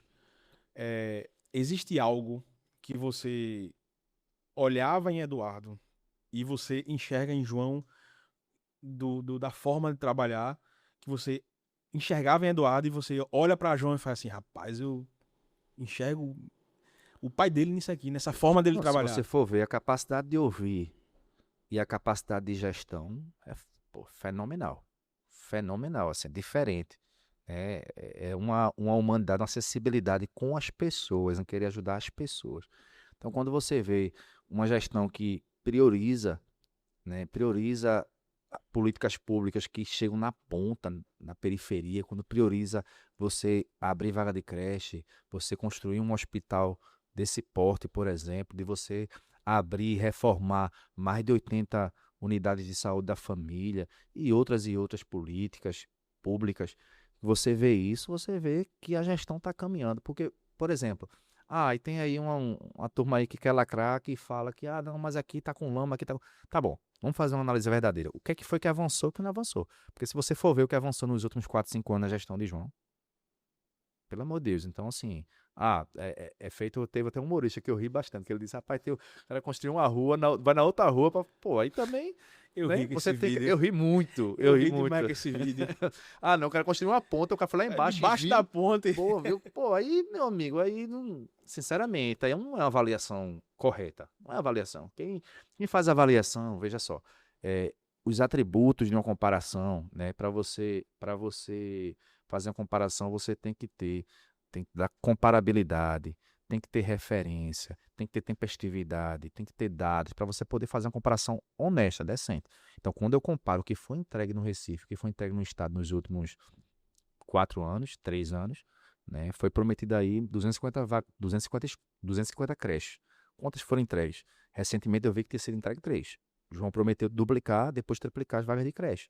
Conseguiu fazer. Então, a capacidade de entrega, e eu vejo muito isso por conta da postura de João, de focar em resolver os problemas, em fazer gestão, e não em outras questões alheias ao que é mais importante, tá? Como eu vejo por aí, tá? Particularmente é a minha visão do que eu enxergo. Então, eu particularmente, por essa experiência, tenho certeza que ele vai fazer muito para Pernambuco. Perfeito. Você concorda comigo? Concorda? Nem concordo, nem discordo, muito pelo Eu contrário. vou dizer, viu? Eu vou dizer uma coisa aqui que não sei nem se eu deveria dizer, eu ainda não Fica à vontade, tô meu amigo. desvinculado, mas vou dizer. Rapaz, o que a gente enxerga de comparação em termos de. Porque eu faço parte de um grupo de gestores governamentais, né? Eu sou da controladoria, sou da SAD, da administração, então assim, eu conheço muito gestor governamental por aí. Brasil afora, né? Pernambuco também, Ah, né? tá. Pernambuco. Então, assim, o que a gente escuta em relação à postura de gestão é totalmente diferente. Eu não tive a oportunidade de trabalhar no Estado na atual gestão da governadora, né? Ainda bem. Mas, porque eu tive muita sorte trabalhar com o João. Ainda bem. Porque eu tive muita sorte trabalhar com o João, entendeu? Então, assim, sou muito feliz de ter trabalhado com ele e agora ter ido para o governo federal. Mas, assim, eu escuto comparações do ponto de vista interno, né? Eu digo, eu vi o jogador feito Zidane, eu vi o Ronaldo jogar, né? Eu vi o João jogar. Internamente, como é que ele conduz o trabalho com seriedade, com humanidade, com foco em resolver e entregar para a população. Mas eu não escuto a mesma coisa do outro lado. Perfeito. Mas você acha que essa eleição ela vai ter segundo turno, vai ser primeiro turno? Seu sentimento como A Edinaldo? pesquisa hoje está como? A pesquisa? Primeiro turno, né? A pesquisa hoje que. Exato, assim, exato. as pesquisas mais. Eu acredito que vai ser nesse cenário aí. Eu acredito, mas acredito. Eu não sou cientista político para Sim, falar. sim. Né? Eu acredito. Eu acredito que vai ser uma vitória. Né? Mas assim, eu acho que é uma construção. Quem vai dizer é o povo. Eu acho que quando a população tiver oportunidade de fazer comparações, eu acho que vai enxergar qual é o melhor projeto para Pernambuco. E quando a gente vai para o âmbito federal? Eu percebo que tá tendo muito aí essa discussão. Não, o Lula tá com o João, o Lula tá com a Raquel, o Lula tá com fulano, tá com o Beltrano. Não, o Bolsonaro tá com fulano, Flávio Bolsonaro tá com não sei quem. Veja, eu avalio o seguinte. Até hoje, pelo que eu vi, Lula apenas...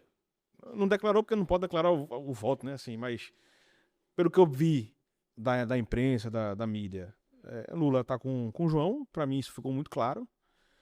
E existe uma forçação ali de uns grupos pro Raquel, querendo que ele também vá para o palanque de Raquel. Mas ao mesmo tempo eu enxergo muita ala bolsonarista com Raquel. Você acha, sua visão como político, que essa eleição aqui, ela também vai ser polarizada? Lula e Bolsonaro, ou Raquel vai de novo, como fez em 2022, não declarar voto e tentar transitar ali nos dois palanques? Tu tá me fazendo umas perguntas que eu não sei responder. Saber se a governadora vai estar. Não, é sua visão. É sua visão enquanto um ser político. Veja, não, é porque eu tô falando aqui bem francamente contigo. Veja, o que eu enxergo é que Lula sempre esteve com João sempre esteve com Lula. Né? Se ela vai ficar em cima do muro de novo, realmente eu não sei. Se ela vai ficar em cima do muro, se vai declarar. Eu sei que o partido dela tá com o Caiado, né? Tem um candidato. Tem um candidato. Tem um candidato. Então o partido dela tem um candidato oficial, que é Ronaldo Caiado, né? Até então, Ronaldo Caiado. Ronaldo Caiado, né? Ronaldo Caiado vai enfrentar Lula de novo depois de 89. Vamos ver se dessa vez ele vai. Tu lembra do vídeo, né? Lembro. Que ele quando você de 3%, eu pergunto a você, né? Ou quando você sai de 1%, algo assim. Ok, nossa amiga ela gostaram da pergunta. Quando eu falei, rapaz, tem uma pergunta. Veja, eu comparei gestão, comparei postura, comparei sentimento. Como volto a dizer, não trabalhei. Quando eu comparo, por exemplo, você mas por que eu tô falando de João em comparação? Mas, por exemplo, você vê o primeiro ato da governadora quando ela assumiu foi o quê? Qual foi o primeiro ato? Todo mundo sabe. Qual foi o primeiro ato dela? Eu confesso, eu sei que eu não lembra que não ela exonerou todo mundo. Todos os gestores de escola, todos os gestores de hospitais. Sim, e ordenou quem fosse. E todos os servidores vão voltar de uma hora para outra. Lembro, isso é verdade. Como é? Para você ver o foco. Então, assim, são coisas assim que João Campos nunca faria isso. Negar cedência de servidor. Então, são coisas que você começa a fazer.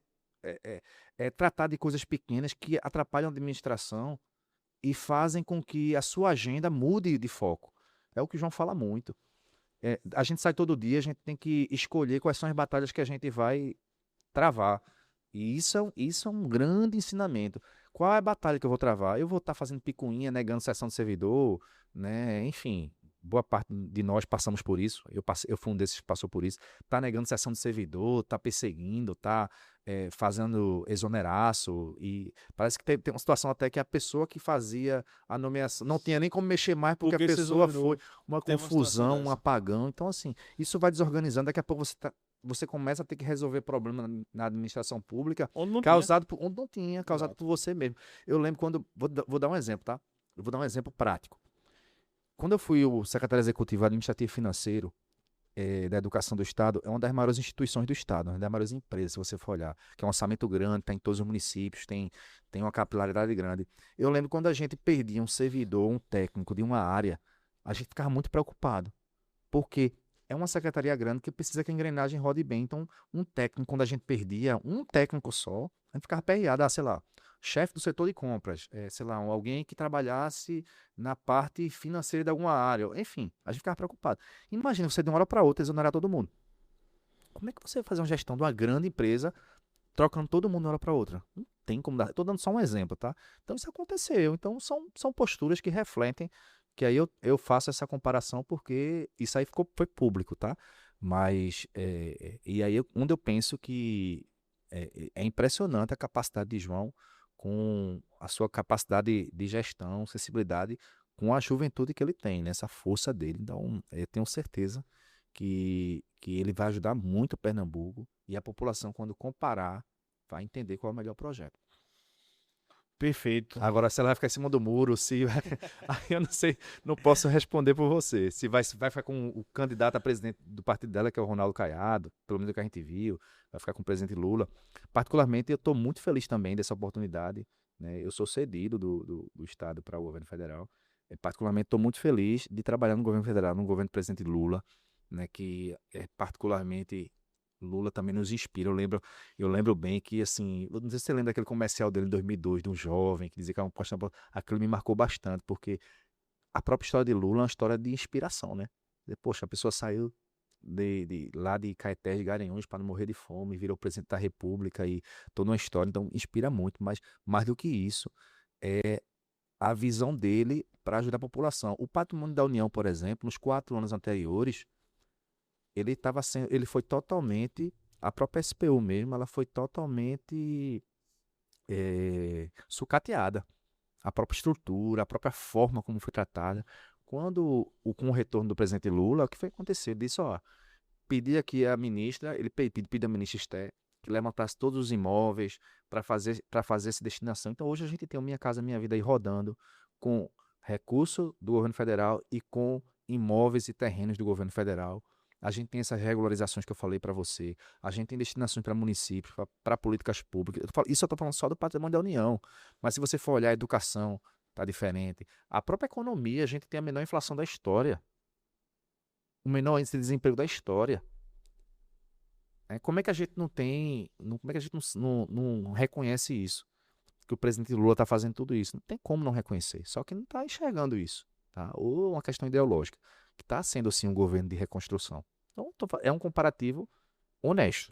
Então, se você for pegar a menor taxa de desemprego da história, menor inflação da história, o patrimônio da União sendo utilizado, destinado para quem realmente precisa, você vê a educação novamente voltando com programas sociais, Minha Casa Minha Vida, e por aí vai. Né? Então, eu acredito muito também na vitória do presidente Lula. Ednaldo, você concorda comigo? Olha, ele tá dizendo que eu fiz umas perguntas pra ele, mas ele também me faz umas perguntinhas difíceis.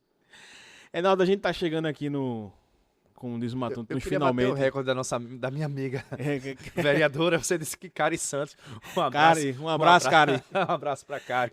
Cari é nosso maior tempo aqui Bateu o recorde. de podcast.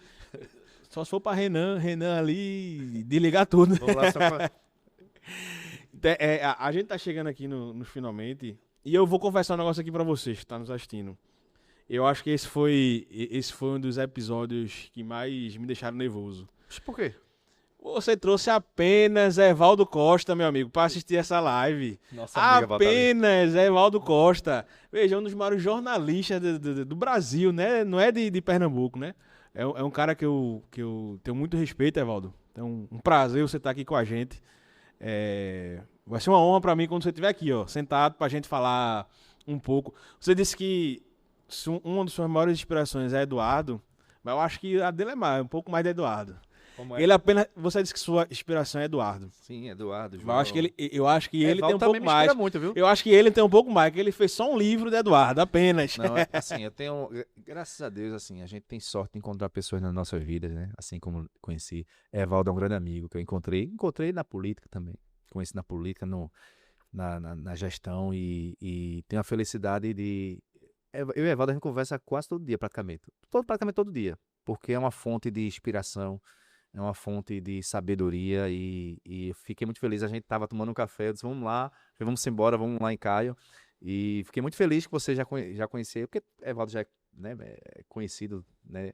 E a Eu gente. escuto Evaldo quase todo dia, rapaz. É, Já sei da Rádio CBN. e a gente, eu tenho gratidão, um abraço aqui para o meu amigo Evaldo Costa, que está aqui assistindo juntamente com o Gabriel, né, com a Mosca, com a turma toda aqui. Então, assim, eu quero agradecer a presença dos amigos, agradecer a você também pela oportunidade de estar aqui conversando nesse seu podcast tão importante, né, que já repercute tanto. Quero parabenizar você pelo seu trabalho, Caio. E a gente fica muito feliz porque esse espaço para a gente falar um pouco de política, falar um pouco até perguntas que você me fez aqui, que eu, rapaz, essa aí eu não sei não, e até de futebol, e foi muito legal participar aqui do seu programa, né, quero mandar um abraço para todos que assistiram a gente, que vão assistir ainda, né, porque Nos assistir, nos escutar. isso vai Realmente. assistir, escutar, vai girando, vai rodando, e a gente acredita muito que podemos dar nossa contribuição para Pernambuco, né, a gente acredita que a política ela é fundamental que as pessoas participem para transformar, para mudar, para fazer um debate correto, decente, verdadeiro, né? Tem muita gente aí aproveitadora, né, na política, muita gente mentirosa, e a gente precisa também fazer esse debate para poder dar uma neutralizada nessas forças negativas que fazem com que a política não atenda os interesses da população. Então, volto a dizer, hoje eu sou pré-candidato a deputado estadual,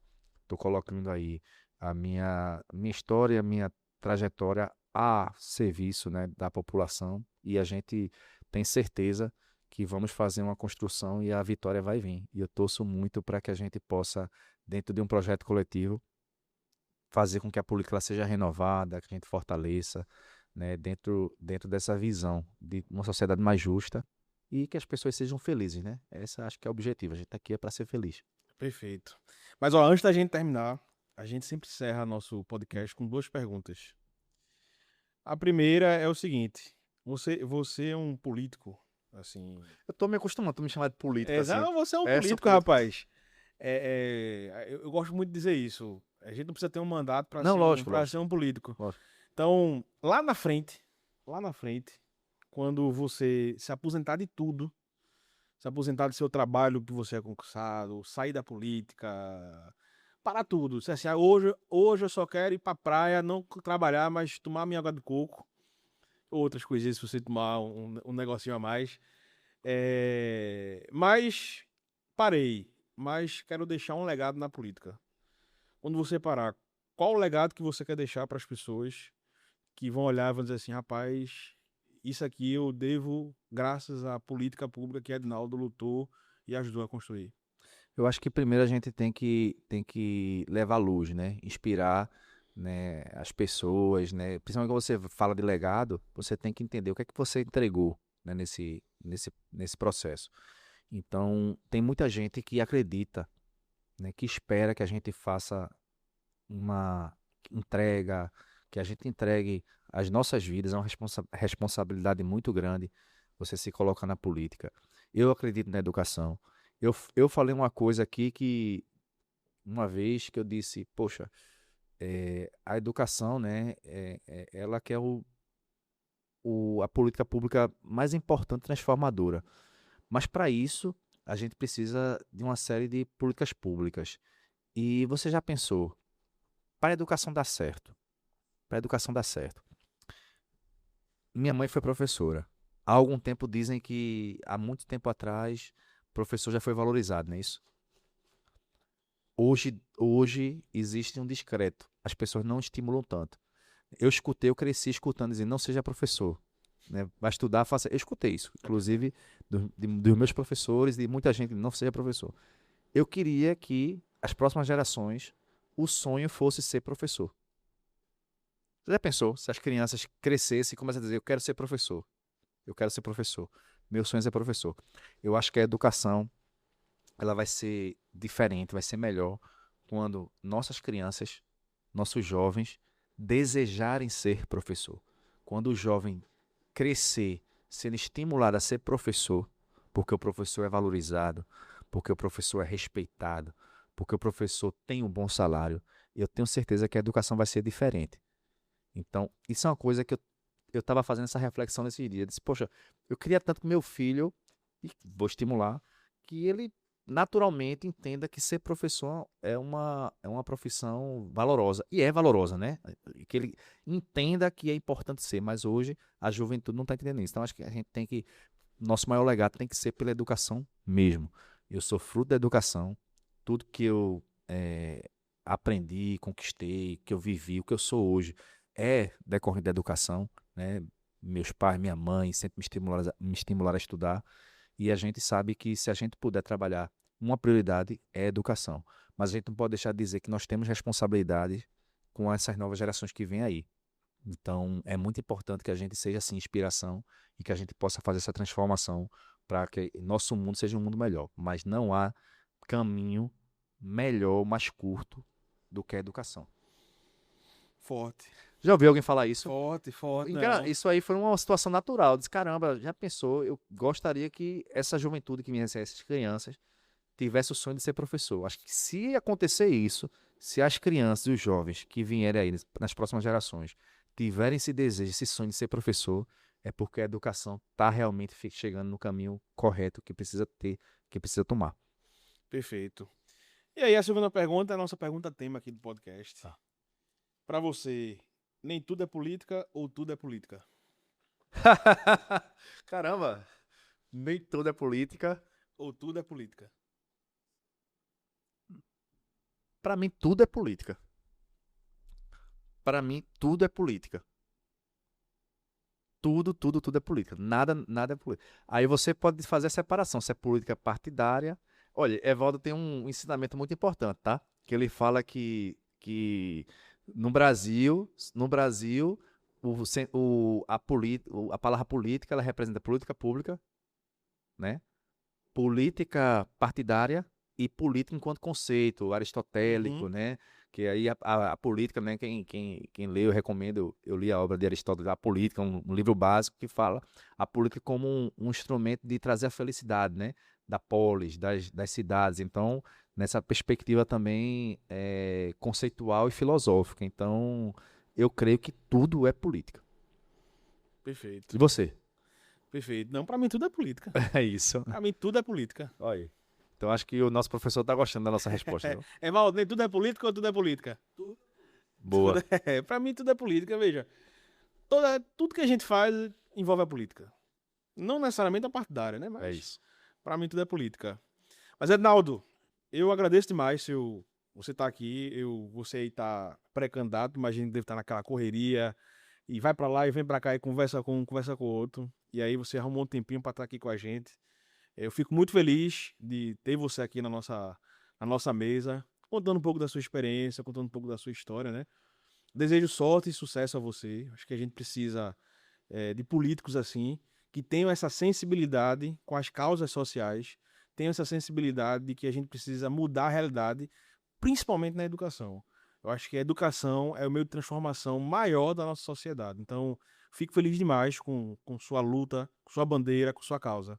Então, queria agradecer de verdade, de coração, por você estar aqui com a gente. Volte mais vezes. Vou voltar. A casa está abertíssima para você voltar. Quando você convidar nosso amigo, eu venho acompanhando ele também. Boa. Nossa amiga. Boa. E Evaldo. aí avise que aí você também participa da nossa bancada para a gente fazer uma resenha aí, falar um pouco dos livros de Evaldo. Não é isso, Evaldo? Tá pensando em lançar mais algum? Ele tem um livro no forno aí, um livro bom no Tem forno livro aí. no forno? Tem. Um spoilerzinho ou não? É o resultado do projeto de mestrado, que ela pesquisa sobre a análise da cobertura da imprensa brasileira e pernambucana sobre o assassinato do Padre Henrique, que é o assessor da Câmara que foi vítima da repressão da ditadura. Sensacional. Então é Então, isso. mestre. Meu amigo Caio, obrigado, parabéns pelo trabalho.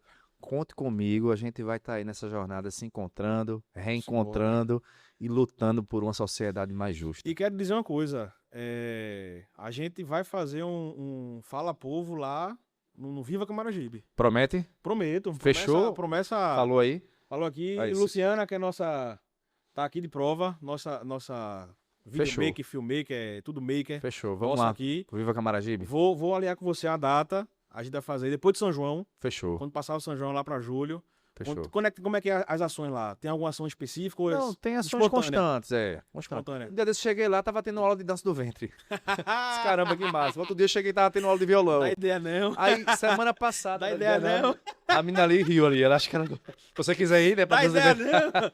não. Olha, Já pensou, Caio dançando na eu dança tenho do quase a ventre? qualidade de amigo. Dá ideia não. Dá ideia não, Edinaldo. Dança do ventre. Semana passada eu cheguei lá, tava tendo letramento para idosos, né? Foi massa. Eu perguntei à menina lá, como é que você chegou aqui? Ela é voluntária, ensinando para os idosos a se alfabetizarem. Aí ela fez, não, eu vi no Instagram, eu quis ser voluntária aqui. Foi uma coisa mais linda, assim, caramba.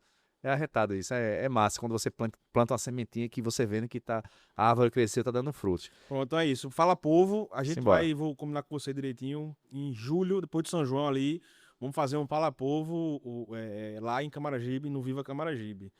Mas queria agradecer também você que nos assistiu no ao vivo, você que nos acompanhou, você que interagiu com a gente e você também que está nos assistindo, nos escutando, seja no YouTube, no Spotify, sem ser no ao vivo. Renan, aqui mesmo. Aqui está nosso QR Code. Ponta a câmera para esse QR Code, que você tem acesso a todos os episódios que a gente gravou. Temos aqui vários episódios arretados, massa. E também fica acompanhando a gente nas redes sociais para saber dos próximos passos, para ver quando a gente tiver com o Fala Povo lá em Camaragibe. Não é isso? Então acompanha aqui nossas redes sociais. Segue a gente no YouTube, segue a gente também no Spotify. Edinaldo, tem redes sociais? Edinaldo Moura PE. Edinaldo Demudo, né? EDN. Edinaldo Moura PE. Pode seguir no Instagram e a gente tá junto aí. Então é isso, gente. Muito obrigado de coração. Fica ligado aqui que a gente vai fazer uma resenha massa no São João. Próxima semana tem Fala Povo. Já tentei para vocês. Já dei um spoiler como vai ser. Dia 3 já tem aí nosso próximo episódio do podcast. Edição especial Copa do Mundo. Então é isso. Edinaldo, Brasil campeão?